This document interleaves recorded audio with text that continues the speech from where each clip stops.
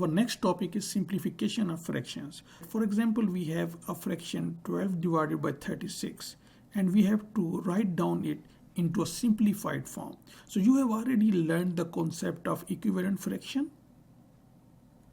What we were doing, for example, 1 divided by 2, so we were multiplying numerator and denominator with the same number and we were getting the equivalent fraction. So 1 divided by 2, if we multiply numerator and denominator by 3, we get 3 divided by 6. So 3 divided by 6 and 1 divided by 2, the original one, both are equivalent fraction. So we were doing something like this in order to make the denominator same or whatever was the reason. When we do the simplification of fraction, we actually try to do the opposite of this. We got a fraction which has normally a high denominator, a large denominator and a large numerator, and we try to simplify it into a smaller numerator and denominators. So how we do that? For example, 12 divided by 36. So there are many ways to do this, but the best way at this stage of your learning, because this is a pre-algebra session and you have not learned many other techniques like the greatest common factor or the prime factor technique, you only at this stage know the divisibility rules. So if you know the divisibility rules, and hopefully I will put this lecture before the lecture of simplification of fractions, but if not, you can watch this lecture, the divisibility rules. So what are divisibility rules? Divisibility rules are that by looking at the number, we have to find whether this number is divisible by 2 or divisible by 3 or divisible by 5, for example, or divisible by 6. So these type of things we consider in divisibility rule. So what is the divisibility rule by 2 for 2?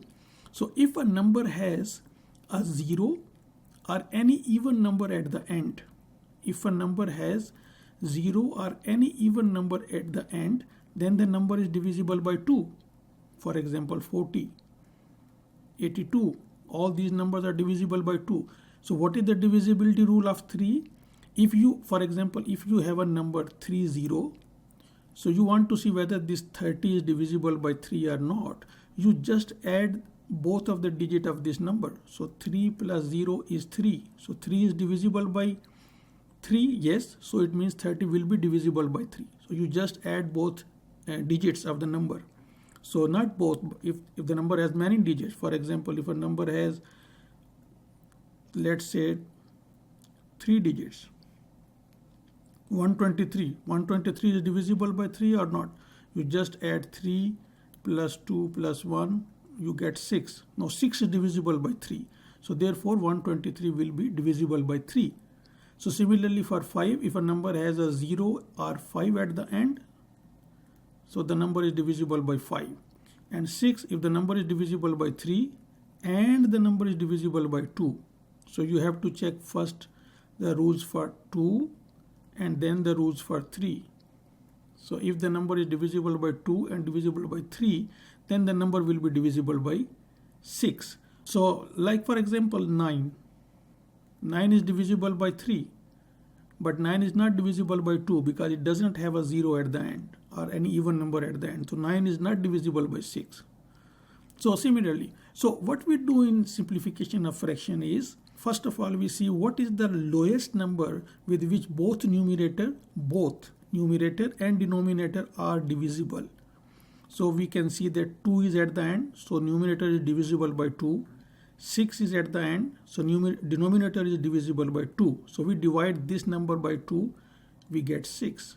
And we divide this number by 2, 2 ones are 2, then 1 into 6, 16, and 2 8, 16. Then again we check until we are done with the 2. No, numerator is divisible by 2 and denominator is again divisible by 2. So we divide again. This is the second step, so just change the color. So this is divisible by 2, we get 3, and this is divisible by 2, we get 9. No, both of these numbers are not divisible by 2, but the numbers are divisible by 3. So we divide both by 3. So we divide numerator by 3, we get 1. We divide denominator by 3, we get 3. So the simplified form of this fraction will be 1 divided by 3. So this is the way we simplify fractions. Very easy. We start from the smallest number and see if the number is divisible by, if the numerator and denominator both are divisible by any of the numbers 2, 3, 4, 5, 6, we just divide them. So let's take another example. 55 divided by 5. So both numbers are divisible by 5 because 5 are 0 at the end. If 5 or 0 is at the end, then the numbers are divisible by 5. So divide by 5, 1, 1, and 1. Now if we get 1 in the denominator, then it means we have already got into an integer. So it cannot be further simplified. So 11 would be the answer. No need to write 11 divided by 1. So similarly, let's take another example. 56 divided by 224. So we start from the smallest number. 6 has 4 at the end, so number is divisible by 2. So 2 2s are 4 and 2 8 16. 2 1 1 2. Now again both numbers are divisible by 2, so we divide by 2 again and we get 14 here, and we get 2 5s are 10 and 1 2 2 6 12. So again we can divide this by 2. 7 and 2 2s are 4 and 2 8s are 28. Now 7 and 28 both divisible by 7, of course, because 7 4s are 28. This you should know from your primary school. So 1 and 4. So what will be the answer? 1 divided by 4.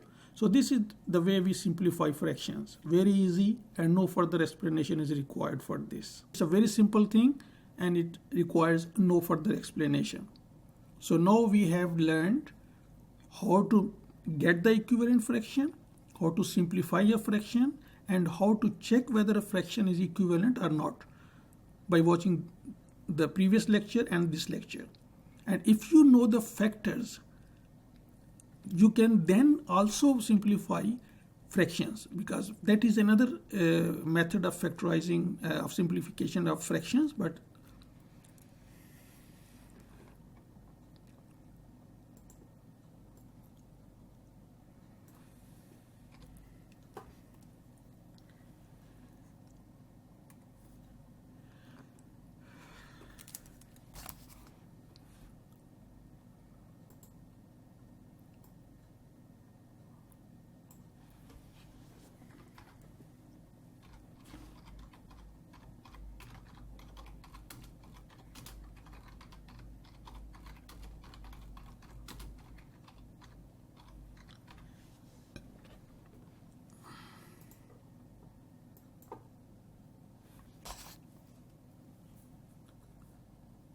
this is the second method of simplification of fractions. If you know the factors of a number, you can easily simplify a fraction. For example, there is a fraction 24 divided by 48.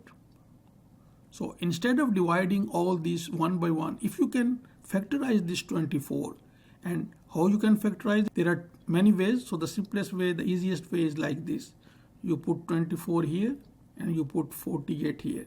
And then you, whatever the multiplication you know, for example, you know that 24 is 12 multiplied by 2. You multiply 12 by 2. Then what you know about 12? You know, okay, 6 multiplied by 2 is 12. This 2, you just bring it like this, because it cannot be further simplified. Then you say, okay, 6, I know that 3 multiplied by 2 is 6. So you say 3 and multiplied by 2, and then you bring this 2 here. And this 2, you bring it here. So now if you multiply all of these, you get 24.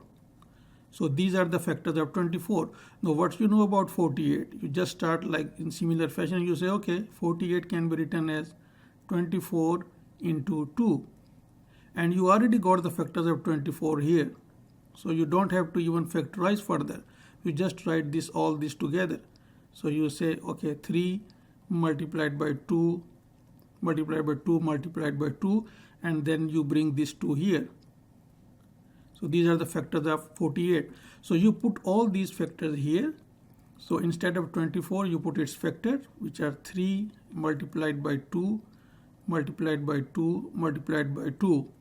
And the factors are 48, 3 multiplied by 2 multiplied by 2 multiplied by 2, and one more 2. So there are 4 2's. So now you have factorized 24 and 48, and the next step is very simple. You cancel out whatever you can,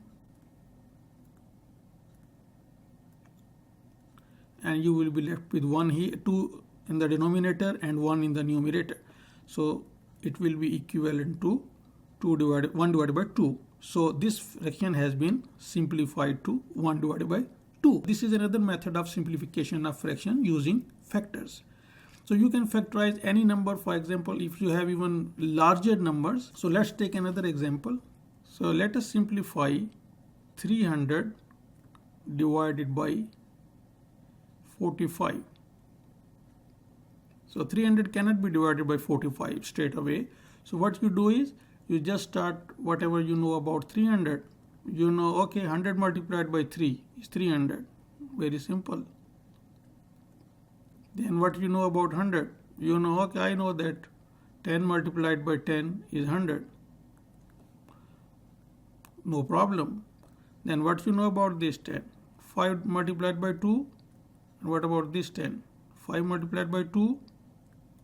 And this 3 you can bring just here. So the factors of 300 are, you multiply all these together. These are the factors of 300. And similarly you do for 45. What do you know about 45? So 15 multiplied by 3 is 45. What you know about 15? Okay, 5 multiplied by 3 is 15. These 3 bring like this.